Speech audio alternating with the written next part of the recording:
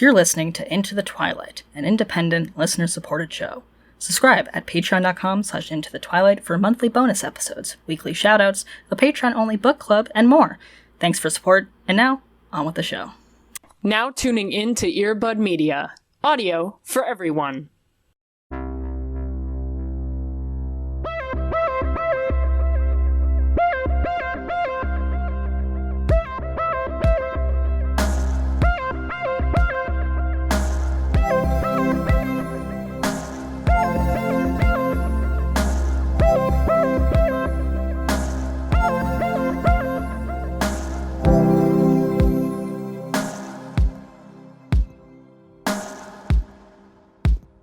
This coming out on a full moon really is something. Sure.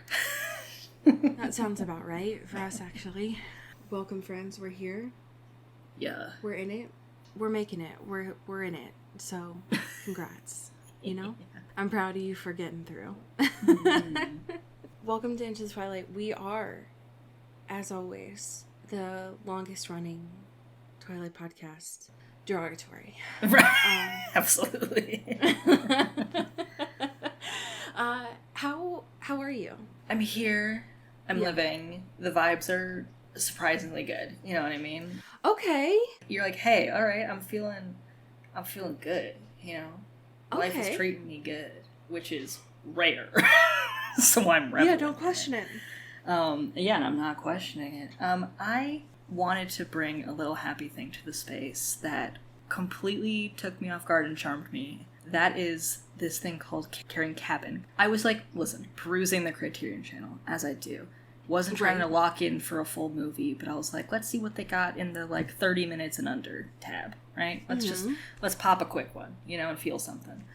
And I found this, which is starring Beverly Glenn Copeland, who is, iconic trans guy, musician, has been in the biz for 50 years. Forever, fucking legend. Is best. And just great vibes, right? Incredible vibes. And I guess what happened was this was a pilot for a sort of kids show with puppets and, learning, but also featuring his music and there's this whole sort of oeuvre of what if he was the host of this sort of kind of show, right? Oh, okay. And so it's 11 minutes or whatever of this pilot of this thing. And it's fucking very cute. It's so good and it's so fun. And the music obviously rocks. And it's just very that kind of content. Obviously, we have a profound nostalgia for, 100%, yeah. And it does not exist a lot in the ways that it did today. Oh my god. And to see someone taking their stab at it right now is always very interesting. We saw this too with, I think, Brian David Gilbert. And it's fucking awesome. It's great. Unfortunately, this was just a pilot, and it's not going to be a series because recently after this, he did develop sort of a dementia situation, which is unfortunate and really sad. But it's cool that this exists and was able to be finished by his partner and the people that were making stuff with him, which is very cool. And it's just great. It's just a good you slap it on and you got little smiles and you get to see cool puppets and artistry and all that, and it's lit. It's great. It looks so soft. Yeah. And gentle. Yeah. And also slow, but in a good way. In the way that the shows that we had as kids were. The comforting kind of slow. Yes. Yeah. And the way that I think of, Little Bear, right? Where it's just totally. And I agree with you that the media that kids have now, one, that doesn't exist, right? There isn't a lot that is marketed towards them that's developmentally appropriate, but also isn't slow, because that would that's not marketable, right? That's not advertiser friendly. And there's something about this that just feels gentle looking at it and nostalgic, which I really appreciate on here. It's a vibe. I selfishly wish there was so much more of it, but I'm grateful for what does exist out of it, and it's wonderful. And I'm glad that it's a thing that people can watch, and that's great. That's so good. I will often, if I'm feeling dysregulated in the mornings, I will sometimes put on a little bear or something in the morning just to, like, slowly wake up kind of thing. Sure. And here's the thing. I wish that I liked Mr. Rogers. I, unfortunately, am so scared of that man.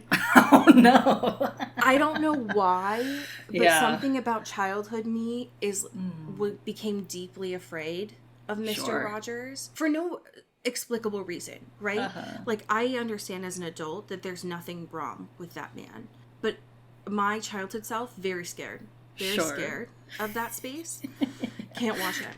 I'm 10 and afraid of Mr. Rogers. I'm terrified of Mr. Rogers. But something about this looks really beautiful and comforting. And I really love the little puppets that are here. So shout out Glenn Copeland. Shout out This Existing. Shout out Criterion. Yeah. How are you doing, my dude? I mean, I'm here, right? Yeah. It's been cloudy and cool here, which I'm greatly appreciative for. I tried to challenge myself this week to look at my notes app of things that I've been wanting to try. Sure. And one of the things that I do love to do when it's getting darker earlier is dust off my Kindle, which I love using, but I forget that I like using it until I actually open it. Yeah. Which is an unfortunate thing about ADHD. And I remembered that there was this trilogy I'd been putting off trying, but the second book is coming out in like a month. And I was like, well, damn. I mean, what better time, right? Sure. And it's a vampire book. Okay, and I've been telling you for a long time, like, I've been wanting to get back into something, but I wasn't sure what to read. And so I started reading this book. It's called Immortal Dark, and the author is Tigist Gurma.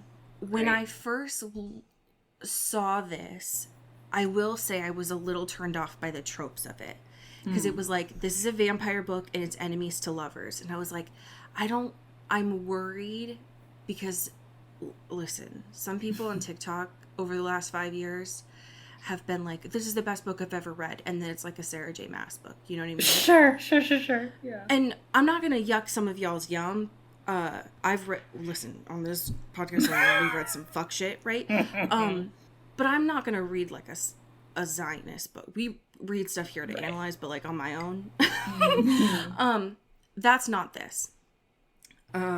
This is, unfortunately, I was like, oh, I'm going to just try it out. I'll set a timer for like 30 minutes. And then I was like, oop, it's been 3 hours. Fuck. Sure. It's, the best way that I can describe it is it's giving me feelings that Vampire Academy did of like the tension, right? Because it's a girl trying to find her sister who's gone, and she has to go into this like secret society. It's this like vampire university space. Sure. And she's like, fuck vampires, I don't like that space, right? And they're bad. I was like, enemies to lovers. Ugh, I don't know. People do that bad. And then it finds out, and I'm not spoiling anything. This happens in like the first 30 minutes of you reading it. Well, you find out that the person who's the enemy, who apparently took her sister, is this like vampire who's guarded her family for like centuries. Oh shit. And is like the way that within Vampire Academy where it was like, oh, I'm staring into the sun. And she's like, oh, fuck, I hate vampires. Yeah. They're the worst thing in the world. And she's like, well, damn, you know? Yeah. So I'm not too far into it yet, right? But I'm loving it. This author, it's so good. She's writing with like black vampires, a lot of great lore. They're written well, which for us, you know what I mean? Like, what a nice change of pace. Sure, yeah. Can you imagine? And I'm looking forward to it because the next book is coming out in like a couple of weeks. Holy shit. Hell yeah. Perfect time. I know. So I'm almost kind of regretting it because now I'm wishing that we like talked about it for the pod. I had like low expectations. Sure. Not because the author was bad or anything, but I was just like, you know what I mean? Yeah, I see a book on totally. TikTok and I'm like, well, fuck. There's a high like rate of failure here, perhaps. No, like, exactly, yeah. right? But now I'm like fucking vibing with it and I'm interested, even though it's got a, it started off with a map and I'm like, Jesus Christ, you know what I mean? Like, not a map. But now I'm like really vibing with it and the books are coming out. So I'm almost like, do I pause it and I make you read it? Right. So I don't know. It's really good though. And that's a nice change of pace. I love seeing someone write about vampires now in a way that's interesting. It's so hard for us. Yeah, for sure. Hell yeah. This rules. Everything about this looks sick as fuck. It's so good. It gets a little into some mythology, which isn't a bad thing. It's good and it makes sense, but I was like, yo, you're starting off with a map and this isn't my truth. But I'm vibing with it. Yeah. And I love a person who's like, all these people sound hot as shit. And I'm living with it. So I'm intrigued. I might make you read this. Hell yeah. I'm down. So, I don't hate it. Damn. I'm going to be honest with y'all. These current events this week are unreal. Real smorgasbord here. Right. Yeah, where do you want to start? I think we gotta do Crocs. I'm so pissed about this. I'm so pissed. What do you mean that I had to find out about this on the internet? Y'all didn't tell me? Oh. Y'all had a secret pre-sale? The amount of people in my life that individually texted me about this. I texted you and I was so fucking pissed because what do you mean that I didn't know about this? I haven't bought a single pair of Crocs since I was in middle school softball. Yeah. Since I was airing out my dogs after being in cleats, playing softball tournaments. For sure. I would gleefully wear these. Are you kidding? Yeah. I'm pissed. There's so much going on here with these official Twilight Crocs that conceptually the fact that they exist is bananas, right? But like, wild. It's like, what a world that we live in. It's got, we got the titular blue, baby, we're here. What are those? What kills me, though, is on the side where we have the faces. That really sends me over the edge. Like, I think I hate saying the word gibbets because it sounds like a slur. You know what I mean? Like, it is a slur, right? Like, it has to be. It's like the worst word in the world. The little things they put on them, the little doodads. The accoutrement. The accoutrements to your Croc are fucking fire. They're so good because it's like they got the Team Jacob and they got the Team Edward. Yeah, the little DLCs that you put on We got the DLCs, and I love they just associate, like, they gave them both lockets, which is really great. I can't. Really great for me. And then on the Jacob side, it's like, oh yeah, motorcycle, and on the Edward side, it's like, yeah, baseball. It's like those are the two things they like. Hell yeah. Have you seen the black pair? Yes. Yeah. The black fucking high top ones. Yeah. Those ones, I'm making all these jokes about the blue ones, right? Because they're funny and they're marketable and they have their faces on the sides, which is so funny. But the high top ones that they have, the black ones I would wear for real. For sure. Yeah. Crocs, don't. With the strap too. The fact that you can put them in fucking sports mode is so funny to me. Yeah. I'm pissed. I'm pissed that they didn't tell me, because if y'all know this, we've been doing this for almost 9 years. We've done maybe 2 ads in 9 years. Yeah. Y'all know that we don't fuck around. We put shit on here that we truly believe in. I would 100% do an ad for these Crocs. Are you fucking kidding me? Yeah. Oh yeah. The last time that I wore a pair of Crocs they were $5, not $75. First of all, and that's before the little DLCs, right? Because those are like what, $20 each, right? You come out with a pair of Crocs and they're like $500, which is absurd because they're made of plastic, right? Which is oil, right? So keep that in mind. Second of all, the last time that I owned a pair of Crocs, the Hills was still on, so and they weren't cool. They were made fun of. I wore them and I threw them around in my sports bag because they were junk.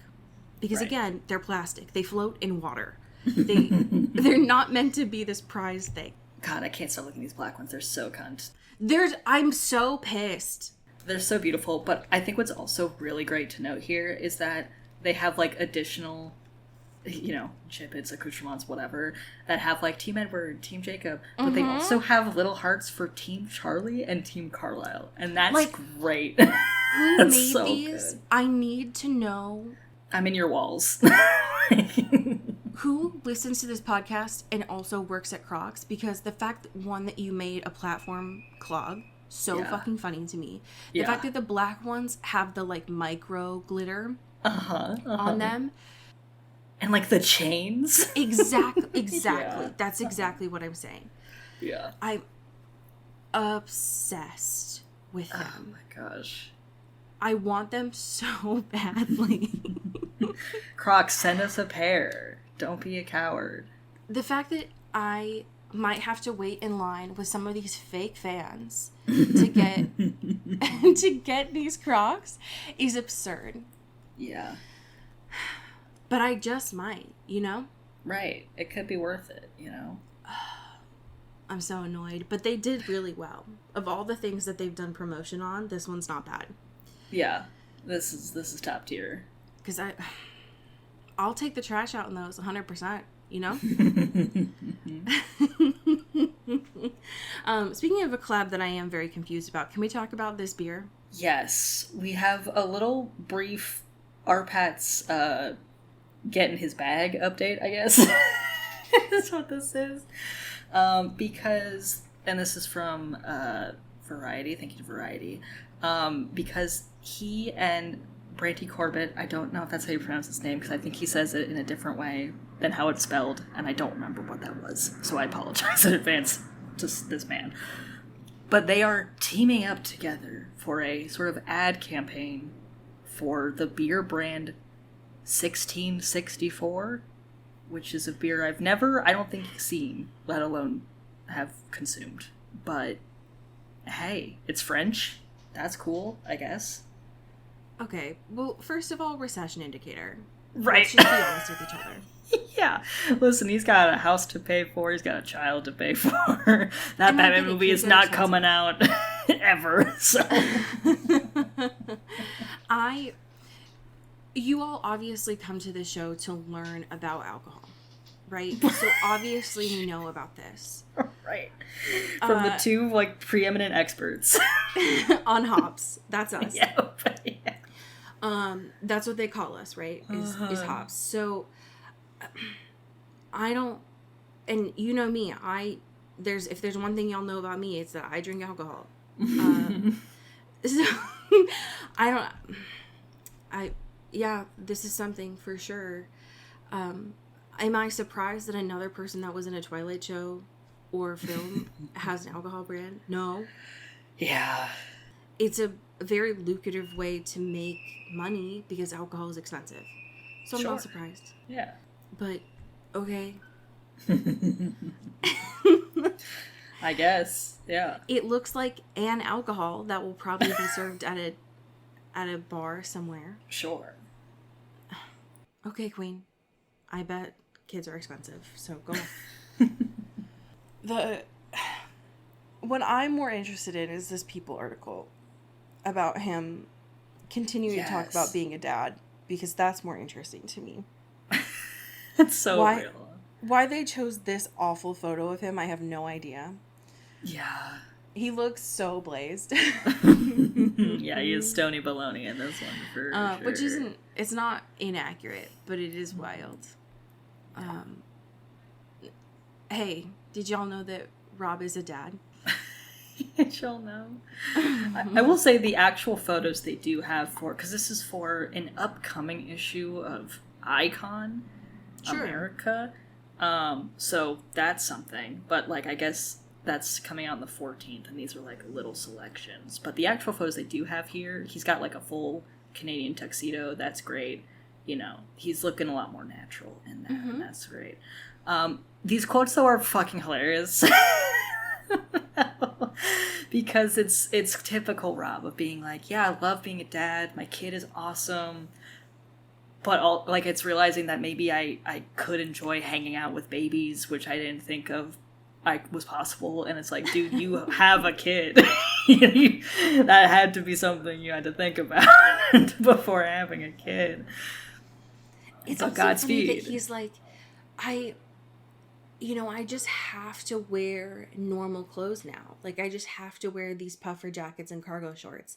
My God. The way he is referring to, like, a Patagonia puffer jacket as if, like, it's like a siren's call. You know what I mean? Like, he's like, he's like, I'm drawn to in a way I can't deny anymore because I'm in full dad mode. This is me. This is who I am now. He literally calls himself a normie, you know? Being right. like, this Which, is just, yeah, hey. I've been looking at I've been watching and also talking about your style for an immense amount of time. You have, except for when you are forced to, worn, quote, normie clothes forever. So what do you mean that you have to wear cargo shorts now? Right. That is your preferred method. I would imagine, actually, that basketball shorts are more appropriate for you, my guy. Sure. Kind of seems like your vibe. A little bit more. I still, based on these quotes, and this doesn't surprise me, but I would imagine that he's like, oh, I actually don't rock with babies that much. My kid is just the exception. Like, that feels very appropriate to me. Yeah, that tracks. Absolutely. He's like, I can put up with her specifically, but every other kid, no. Yeah. And that's fair. That's fair, actually. Yeah. No, it seems cool. He seems chill. I'm glad that for the most part we are not seeing a lot of that child's life documented. One, because I don't want to. Right. But also because I imagine in about 15 years that kid would be like, no. I regret seeing all my life for the world on there. Damn. I am so curious, man, to know how this episode did you. We're in such a weird spot with this show. Man. You know what I mean? Like, everyone's motivations and sense of self has been thrown out the window in this season, right? Basically. Like, they're all just kind of going like, hey. And we're just escalating to a point where it's like, first of all, where are we going? Where the wheels are going to fall off here, right? At some point. So we're doing some stuff here. I will say this episode had some of the most whack fucking needle drops. And that's saying something. Because this show has many whack needle drops. But there's the fucking radioactive one really killed me. Just off the jump. Off rip. Like, we're gonna have Damon fighting with his boyfriend, you know... and being like, you know, stop trying to scare me because, like, I'm the only friend you have left, and, like, you can't lose me too, blah blah blah blah. And, like, now Damon has this, like, you know, carnal hunger as patient zero or whatever, and then you fucking blast radioactive on the fucking jumbotron. Hello. Give me a minute to adjust, right? Like, just give me a second to settle. And they didn't, and that is kind of just how I felt watching this entire episode. Yeah. Was radioactive on blast. Yeah. Yeah, it kind of, like, really set the tone for what we were experiencing unfolding in a real great way. Was just very confused and bewildered, and yet it continued the entire time. I will say, though, huge episode for the Damon Enzo shippers among us, you know, because and God bless, right? Because now we're in this sort of like, I don't want to risk feeding on you, but also, you know, couldn't it be cute if we did it? Haha. And so now they're like so into it, by the way. Yeah, right. Was like, that works for me if y'all are down. Like, whatever. I'll just sit here and watch. Like, I just need to run some lab tests. Like, you do whatever you guys want to do. Yeah. But like, so now they're doing this fucking like breaking into people's homes, talking shit about their photographs and their lifestyles, and being like, oh, you're not the person we're looking for? Uh-oh, I guess I'll have to turn into a vampire and eat you. You know, like, they're just going on fucking side quests here to fill the Damon hunger. And it's like, okay, boys, fellas. It is unreal that, one, they're being this conspicuous.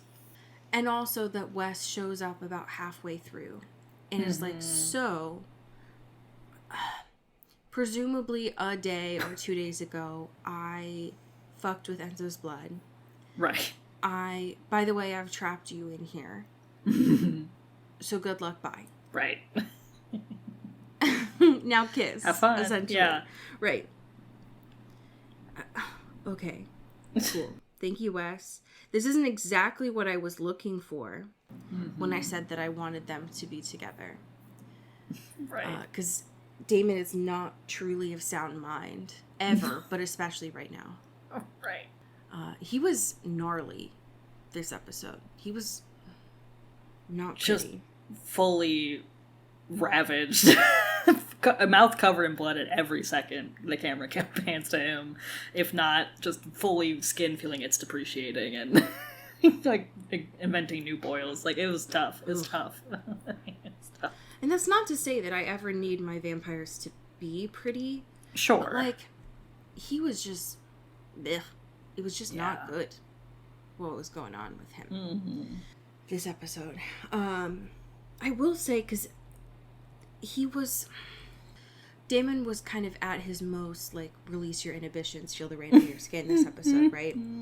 The fact that he did not immediately clock that was Catherine felt weird to me. Yes. Like, the fact that, first of all, nobody... besides Matt, again, which we harped on a lot last week. But especially with Damon being like, hey dog, you guys were, like, together, you know, for I understand maybe not processing it during, like, the breakup because you were going through other stuff and processing other emotions, but there's been a little bit of distance now that's like, hey man, that's a different woman. And also a woman that you know very well, which is Catherine. Right? Yeah, when it was happening, you thought that was Elena, right, and you were trying to, like, keep yourself together. Now, you are considering yourself a ripper, which, first of all... Right. That's Stefan's whole shtick. Yeah, him trying to jack his swag is so funny. Like, the fact, too, that, like, Catherine as Elena also peddles the narrative, being like, yeah, he's got the Ripper, like, gene or whatever, like, he got the shit. And it's like, we can't, like, let Stefan have his thing. That's his one thing that he can hold on to, of being, like, unique to him, right? And this is just a very different, unique thing that is happening, and you can own that because nobody else has experienced this before. But just like just trying to co-opt the Ripper thing is very funny. And don't do that to Stefan, because the next time that he crashes out, he will do something worse than the Ripper, and God knows we don't need that. Right? He's like, I can't have fucking anything, you guys. Fuck, man. It's a bad thing. Let me have this. Yeah, it was not good. I am embarrassed. Surprised about Stefan? Absolutely not. But embarrassed that it took Stefan this long till the end of this episode, because there were so many moments where Paul, the actor, was doing micro expressions where I thought Stefan was clocking this was Catherine. Yes, right. So for Stefan to finally go, boom goes the dynamite at the end of the episode, I was like, what do you mean? You're just putting this together now. Right, because I thought Stefan was playing along with Catherine to try and kind of, like, if he said that he knew it was her, Catherine would blow everything up, kind of thing. I thought he was going along with it to get her and get the means done. But for Stefan to be like, oh my god, wait, Caroline, what? Wait, you guys. The way that happens too is so, I was like, I wanted to leave my chair and throw my computer away, because he's like, Caroline, wait, something is different. Like, remember that one time that Catherine was gonna hop into Nadia's body? And she's like, that didn't work. And he's like, but wait, what if it did work, but with Elena? And you got a text message that had help K. You tell me you got a text message with the letter K in it from Matt, who was aware of the situation, although he got his brain zapped, which is unfortunate. Good but, like, God. There was the letter K in there, and you sat on this information, and you're like, wait, what if the K is Catherine? Obviously it's obviously Stefan. Jesus Who else Christ. could it be? What are you talking about? He's not trying to get... He's not trying to, like, call his dealer and be like, hey, I need some cake. This is the person that you know. Can you imagine? This is the person in you the know. middle of making out with Nadia, that's the thing that's on Matt's mind. Can you imagine? No, it was just like him queening out with Caroline in that moment and being like, Caroline, wait. So Catherine tried to jump my shorts. And then right afterwards, like 72 hours later, Elena's trying to jump my shorts. Do you think that I'm just like so hot? And Caroline like slaps both of his ears and is like, no, Jesus. God, useless people. It's unreal. I thought that he had figured it out so many times. One, during that conversation about the Holy Roman Empire, which first of all, y'all went on too long about that. And then they had another moment with the car where she broke that girl. And then in the conversation with the shower, and to know that during all of those moments, Stefan wasn't in on the joke. He was truly head empty, no thoughts. Just, where are you? How have you survived this long? It's unreal. It's truly flabbergasted. I'm flabbergasted. Is it just dumb luck that you have made it and survived this long? Is it because of the doppelgangers that you can't truly die? Yeah. Your observation skills are baffling to me. Yeah. That, or he's truly just, he just wants that good. I don't know. He's definitely horny this episode too. And listen, the way Catherine works that situation is beast mode, right? It is. She's like, they're having this whole like little side road trip kind of thing to, quote unquote save Damon, whatever. But first of all, Catherine is like laying it on pretty, like, this is like rom-com tropes vibes of being like, oh my god, we're at the gas station, like, can you get me a snack? It's like covered in chocolate and like, whatever, trying to be like cutesy girl. And they have this like little motel moment where she's taking a shower and she has her little towel and she's like, oh my god, wait, Stefan, could you hand me my shirt? And he's like, yeah, for sure. And she's like, thank you so much, and like turns around, back door like so wide open, right? like being like, oh, whoops, and does the whole like, oh my god, taking it off, look at my hair, I'm tousling through it, look at my back, isn't this so hot, I'm so wet still. Like, she was working the room. She was doing it, she knew what she was doing. And Stefan is dumb, right? So he's falling for this and is not being like, oh, you're playing me, right? And also you're not Elena, none of these things are clicking in his brain because he's not thinking. He's got two dice in there just rattling around. Literally. Nothing's going on. Just two mung beans, Yeah. When would Elena ever, Stefan? Yeah. And I think that's what annoys me, is all of this is so blatantly Catherine. When would Elena be able to focus on fucking? When... Right. Her ex, who again, and he mentions this, right, crossed the line with Jeremy, but that she had a lot of genuine feelings about. When would she be able to focus on hooking up when Damon is on the line here? She would not, is the answer, Stefan, and you failed that. You failed that answer. Yeah. But she does, and I think that's what kills me about the car thing, is she pulls that Sacramento, right? Where she throws effectively throws the tennis balls out and fills it with dirt, like in that movie, and is like, oh my god, Stefan, the car's broken. Yeah, what are we gonna do? What are we gonna do? And he believes it, and I understand that he has a very complicated relationship with Catherine. Yeah. Where she knows all of his trigger points and can abuse him. We've seen that over that. Girl, stand up. Get up, girl. You know these ploys really well. It's wild that you were like, oh yeah, no, I don't care about Elena. I'm actually super good being single. And yet here you are, the one chance, and you fold like a deck of cards.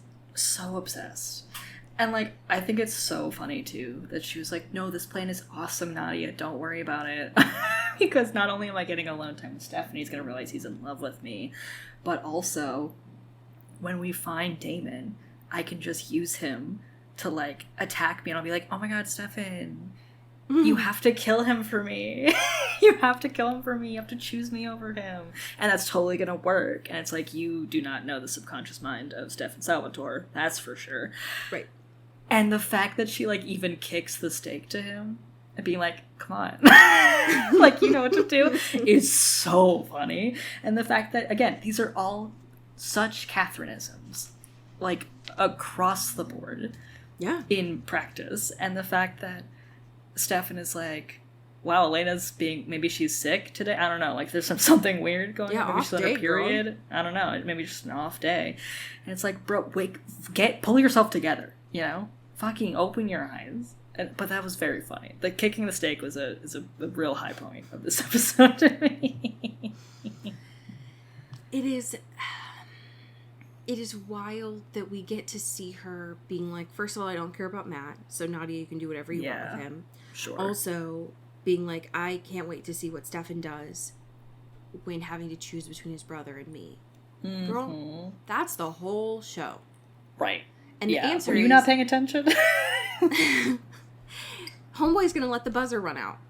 He can't. Right. He can't decide is the answer. We've seen you want to make Stefan make a decision? You want to see that happen? It's never going to happen, girl. In a crucial moment? Not happening. He would rather pick up the glass and be like, okay, I'm going to cut myself. Damon, go after me, and we'll figure this out tomorrow. It's like, you know, that's never going to happen. Stefan is never going to choose anything or anyone. Mm-mm. He is going to ride with the circumstances that present itself to him, specifically. I can't. One of my favorite moments of this episode, by the way, was when Nadia asked Matt what canoodling was. That was so great. Because you could tell she truly was like, what is this? She'd never heard it before, and she really wanted to know. She was curious, you know? I've been a little unsure about that storyline. Mm-hmm. It was interesting to me, this episode, and also... this was one of the episodes where I finally understood Tyler being in it. Like, he did actually have a purpose. Yeah, sure. I am still unsure about why he's trying to be around Caroline, but I understood him being around in this context. Right. So that's nice. He's not just there trying to bother her. So that's good. Right. I did love, too, that Tyler is... He was like, I don't know if Matt's missing. It's just like he hasn't been home in a couple days. And it's like, I need everyone in this town. He needs Life 360 strap. Like, we need to figure it out. We need to take better care of the soul human that exists in this friend group. You know, just as a pure sacrifice level of just whereabouts, right? Be like, I don't know if we could say missing. It's like, I don't know, he hasn't been home in the home that you live in together in a couple days. Maybe just that's something to say, right? Just being like, just a heads up, you know? I appreciated seeing Caroline being so stressed about Matt. Mm-hmm. Because I thought it was really funny that Matt just like walks into the house and is like, what's up? Why are y'all so worried? I'm good. Right. I'm chilling. Oh, hey. We just hung out for a weekend. I don't know why y'all so pressed. I left a note on the fridge. What's up? Right. Why are you so obsessed with me? My whereabouts. I'm 18. I can go wherever I want. Why are you freaking out? And then her trying to like compel him, and he's like, girl, look at my bracelet. I don't understand. I went on my own accord. And she's like, I don't get this. This is weird. I don't get this. You're being weird and I don't like it. So she like obviously knows something's going on, but can't figure it out. I was waiting for it to like, for the shoe to drop. Mm-hmm. And when it finally does, of her like essentially biting the vervain out. Right.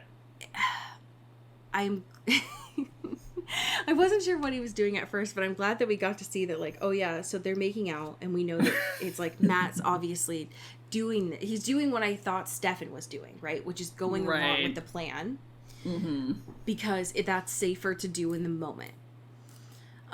Because that's logical. But no, Stefan, again, just two mung beans, right? So it's smart that he's trying to text. I didn't realize in the moment that he got Nick K out in that text too. So smart. I can't believe that I'm complimenting Matt in this show. Yeah, who would have thought? Jeez, who would have thought? But it was good to see, and I'm very glad that Caroline was there in that moment, because that would have been very bad. It's wild, though, that Tyler bit her. That is wild. Yeah, for sure. Because we've seen this with Rose's episode, that this does not end well. And I don't think that Catherine actually cares. Because she's stigmatized right now. Yeah. And I don't. So she's like, oh no, that's so sad. I'm so sorry. So, damn girl. I'm worried about Enzo. Because he just, like, ran off with Wes at the end. And I still don't...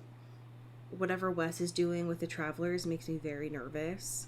Yeah. And I don't like that he has them around. So I'm scared about that. For sure. Because I don't know what his full plan is. Especially now that I know that he can, like, change the acidity of vampire blood. Right, yeah. What is that? Like, I don't get what his full deal is, and I'm nervous there. I hate it, actually, and I'm freaked out about it. Yeah. I'm stressed. I'm stressed. I'm stressed, and I don't like it, and I'm freaked out.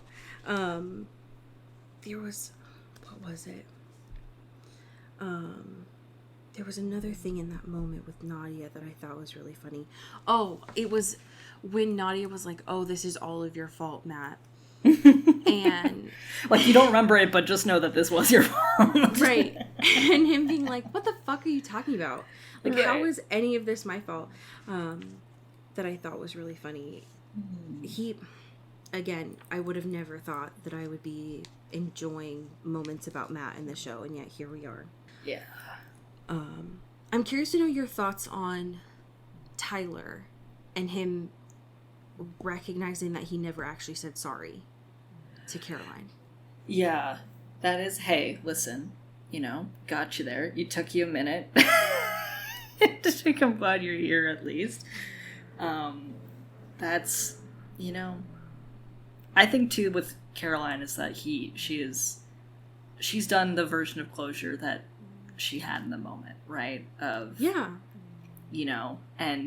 realizing that she probably wouldn't get anything more than that, which is sad, right? But I think she was very cognizant of being like, this is it, and to have sort of at least a little reflection on his part of being like, hey, so that was kind of whack, right? Of me just like fucking off with my werewolf buddies, is interesting for sure.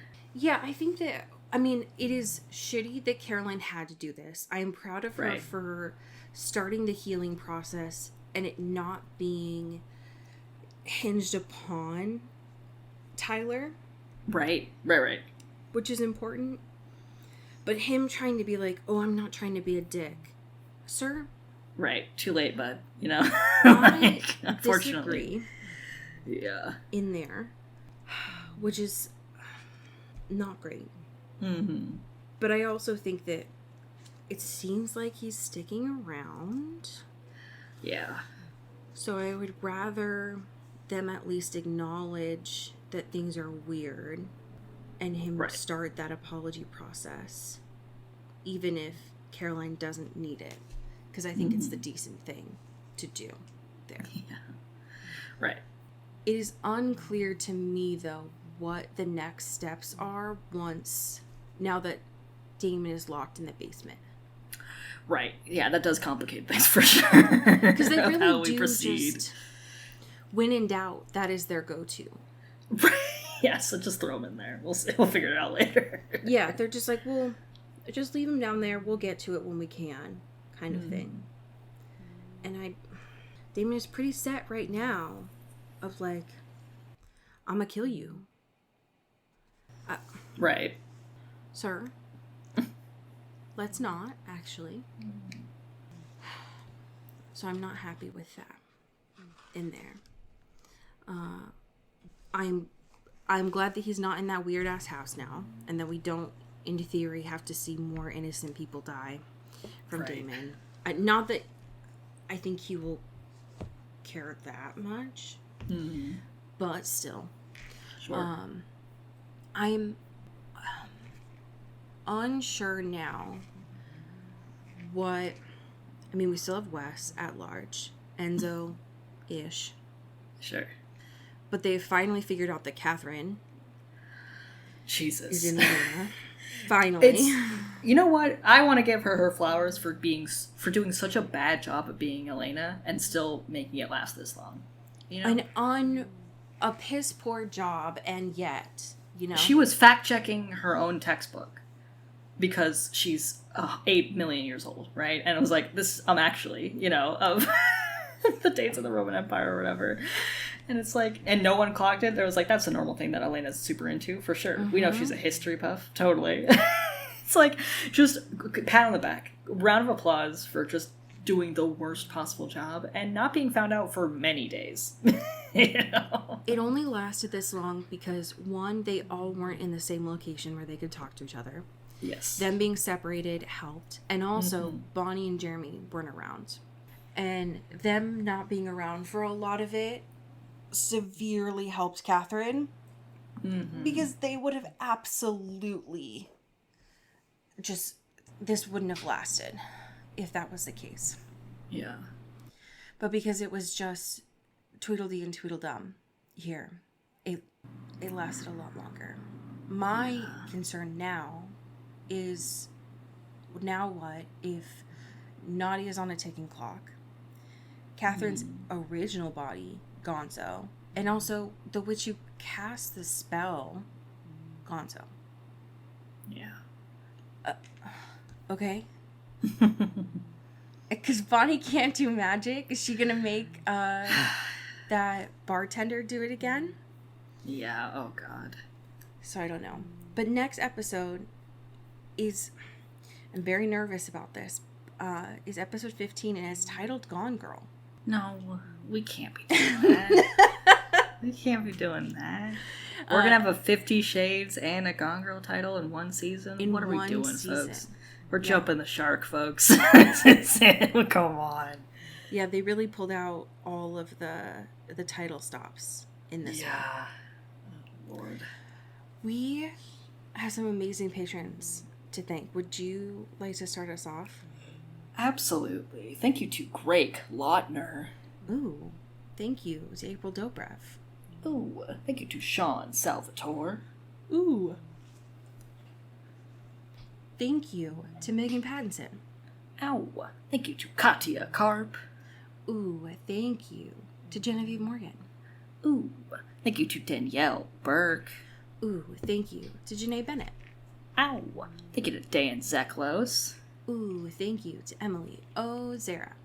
Ooh. And last but certainly not least, thank you to Jaylene Ivashkov. Pew, pew, pew, pew. I have a fanfiction for you. This is by the author Maddie X Hodder. That's funny. This is titled Pretty as the Vine, and the summary is, and we haven't heard from her in a while.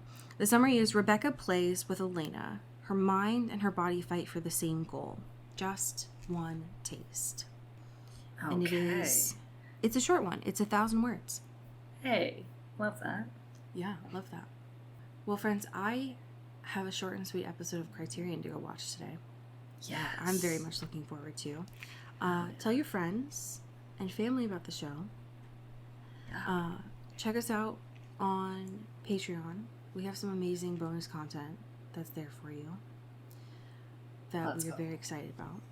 And as we say here in the Pacific Northwest, get bit. ooh, Ow. You've been listening to Into the Twilight, an independent production by Earbud Media. You can support the show by subscribing to our Patreon at patreon.com/intothetwilight, or rate and review us on your favorite podcast app. You You can send us a backstory or a fanfiction at intothetwilightshow@gmail.com. Our music is by Eli Krause, and our art is by Maddie Padilla. You can find me on Twitter at Cody Corral and Allie at Many Are the Stars. Thanks for listening. You've been listening to Earbud Media Production. Earbud Media, audio for everyone.